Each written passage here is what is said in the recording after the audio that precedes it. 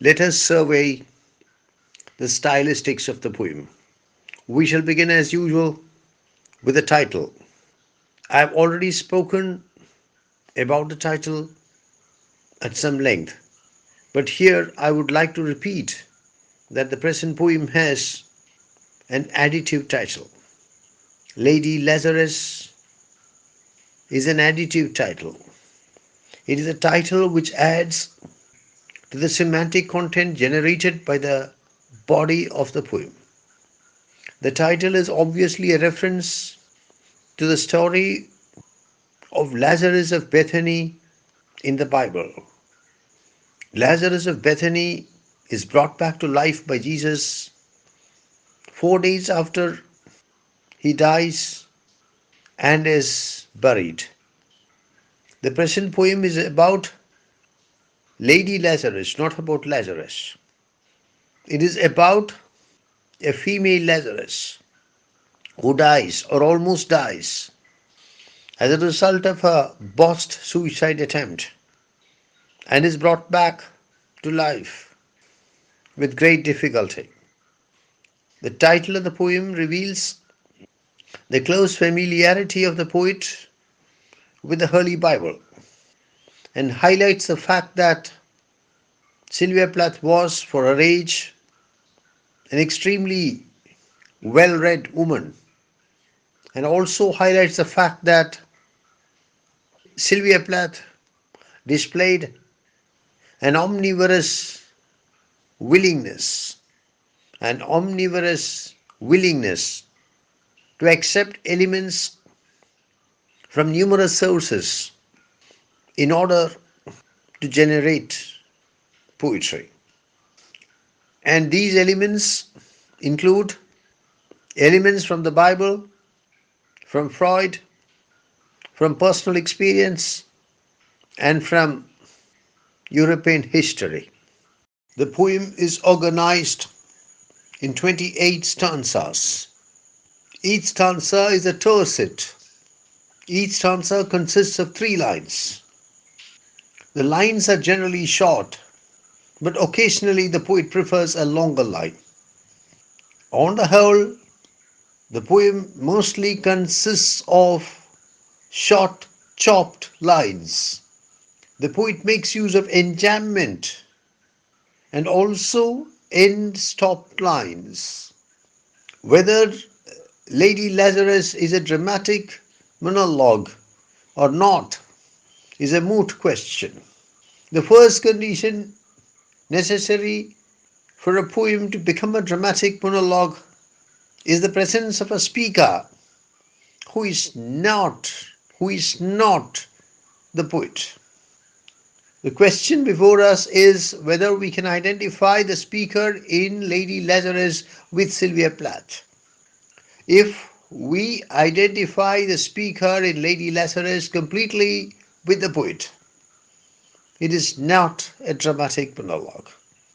But if we are able to clearly distinguish between the persona of the speaker in Lady Lazarus and the identity of Sylvia Plath, if we are able to clearly differentiate between the speaker in Lady Lazarus and the poet herself, the author of the poem Lady Lazarus, it is a dramatic monologue. If both are the same, it is not a dramatic monologue. Be that as it may, Lady Lazarus is certainly a monologue.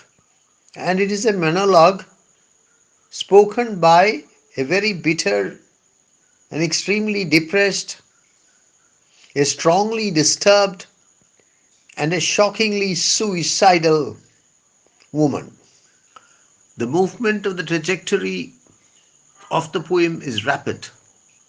The poem is able to attain its remarkably fast pace because the poet uses short lines and because the poet uses short words. The diction of Lady Lazarus is simple. The poet generally prefers ordinary, everyday words to rare words to scholarly words. The poem is a monologue, but unlike most monologues, a very interesting monologue. The tone of the poem is conversational. The poet makes skillful use of rhyme, both perfect rhyme and slant rhyme, and the use of perfect rhyme as well as slant rhyme facilitate the rapid progress of the trajectory of the poem. The amazingly powerful imagery of the poem needs to be commented upon. The images are drawn from numerous sources, as I've already hinted, and they are extremely powerful, extremely striking.